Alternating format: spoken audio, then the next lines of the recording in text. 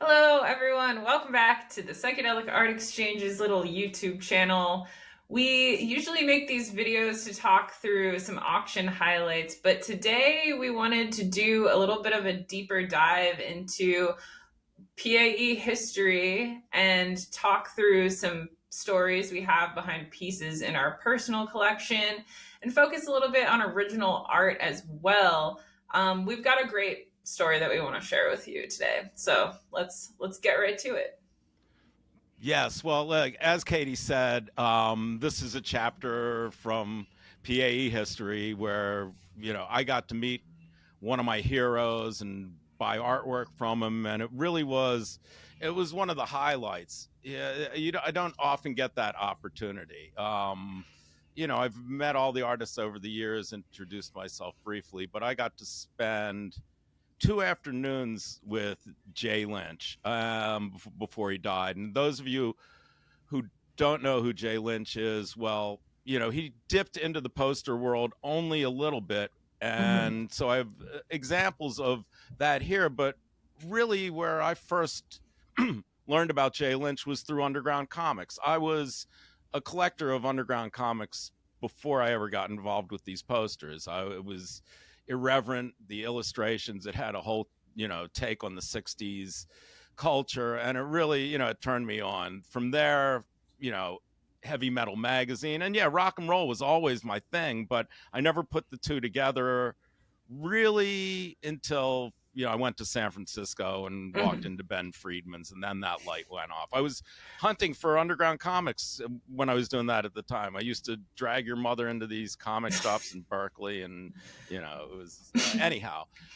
Back to this story. In 2016, we had some ads running that we were looking for posters, and one of the posters we had was the Jay Lynch Janis Joplin poster. Mm-hmm. And I got a call from Jay that he had some copies and he wanted to sell them. So Mm-hmm.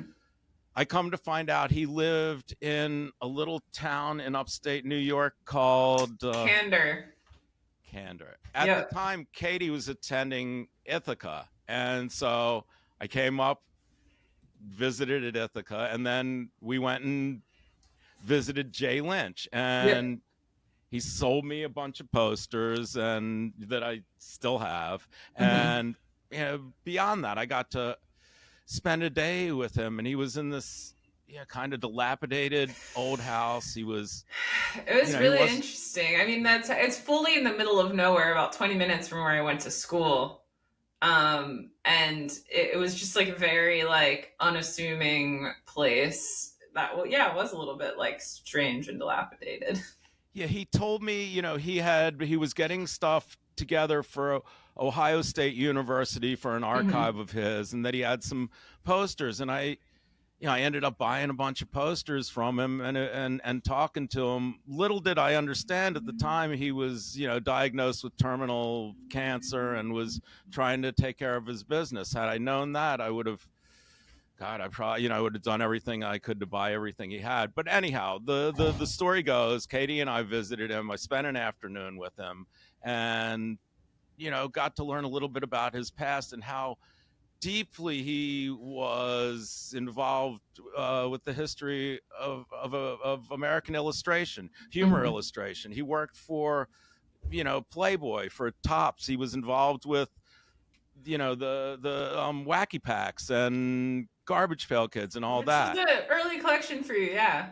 Yeah, Right? so it was really a wonderful time, and I walked away with a couple of the Janis posters. In one subnote, there are two printings of this Janis Joplin poster that we'll show you in a minute, but one of them was printed on like the back of a stereo ad and handed out. It was folded and handed out. These copies show up way more often. I have what I walked away from was a couple copies of the without the print on the back and Mm-hmm. unfolded, and ran them through my auction.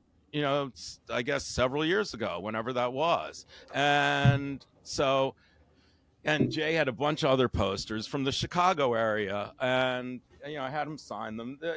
Three Dog Night, not really one of the most sellable bands to this No, day, but but it's a that's cute, great clever, art. and it's so Love that. cartoony. That's the thing. It really captures his cartoon art and who he Mm. was. Then there's this that shows up from time to time. Jethro Tull and Shauna Na. And again, this is great. This is just, sock hop innocence. It's beautiful. Anyhow, moving right along to the poster that really, caught the attention is the Janis Joplin poster. And it's forgive the glare, but both of these pieces are behind glass, and this is really, it's a satirical piece. It was at the end of her career when she was, her performances were spotty, but still, this is, if you're a comic guy and a poster guy and a rock guy, this is the ultimate crossover piece. Crumb Yeah. never really did too many posters. He did a handful, and they're not that distinct, except that one from Chicago, the Conspiracy Stomp. That's a cool. We Yeah. should talk about that on another day. That's Stay great. tuned. But anyhow, this Janis piece is beautiful, and like I say, it sold in our auction originally, and then it came back to me. The customer had framed it, and I couldn't resist because of I'm just really, really, hot on this poster. And what else happened was I got a call along the way, because we had marketed this so heavily, from